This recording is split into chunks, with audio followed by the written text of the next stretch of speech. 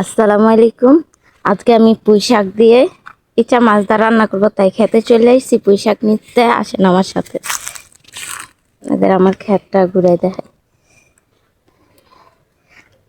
এটা আমার আব্বুর একটা শখের একটা ছোট একটা মিনি ক্ষেত। দেখেন মাশাআল্লাহ কত সুন্দর পুঁই শাক হয়েছে এই ক্ষেতে। এখান থেকে পুঁই শাক নিয়ে যাব, আজকে চিংড়ি মাছ দিয়ে পুঁই শাক রান্না করব। এই যে এখানে বিট কপি আছে, বিটরুট আছে, যে পুঁই শাক। এখানে কিছু পুঁই শাক একটা নিই।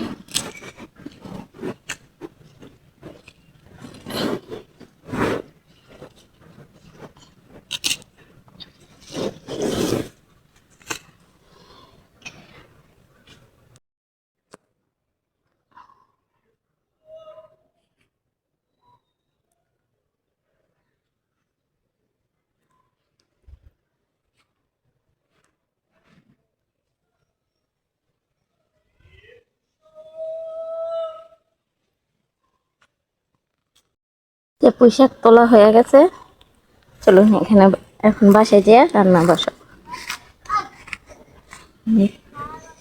ছোট্ট মিনি বাগান। এখানে যে ডাটা আছে, আর ওখানে তো পুঁই শাক দেখাইলাম আপনাদের। এই যে পুঁই শাক, বেগুন গাছ।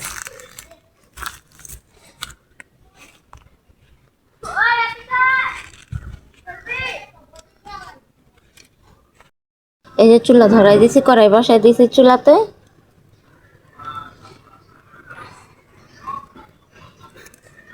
গরম হোক কড়াই। কড়াই গরম হয়ে গেছে, এখন তেল দিয়ে দেবো কড়াইতে।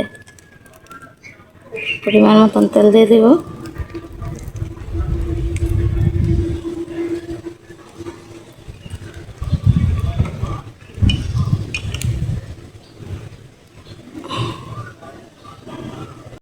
তেল গরম হয়ে গেছে, এখন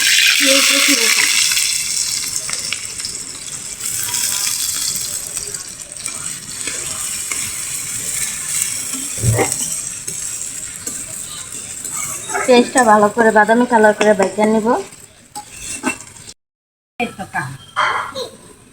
এখন আদা রসুন দিয়ে আরো কিছুক্ষণ ভেজে নিব।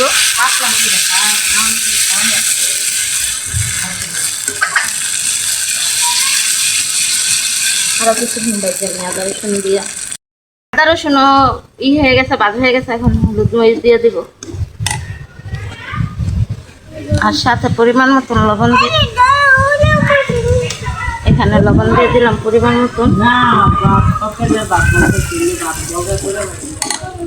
পানি দিয়ে বালা করে কষিয়ে নিব।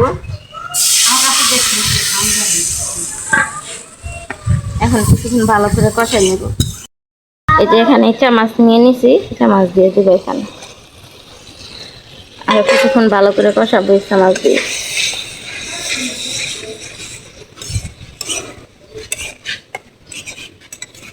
এখন ভালো করে কষাই নিই।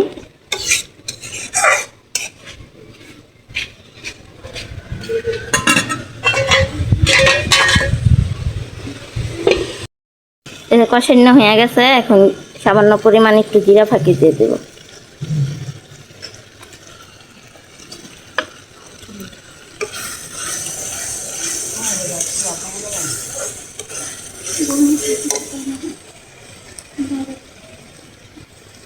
হয়ে গেছে কষানো, ভালো করে কষানো হয়ে গেছে। এখন পুঁই শাকগুলো দিয়ে দেবো এখানে।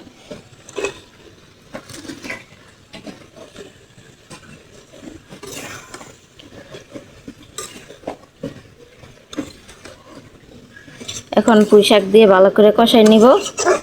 10-15 মিনিট ভালো করে কষাই নিব।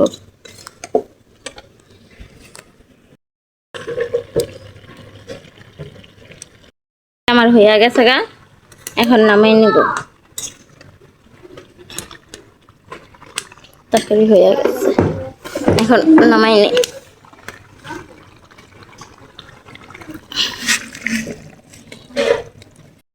তরকারি হয়ে গেছে।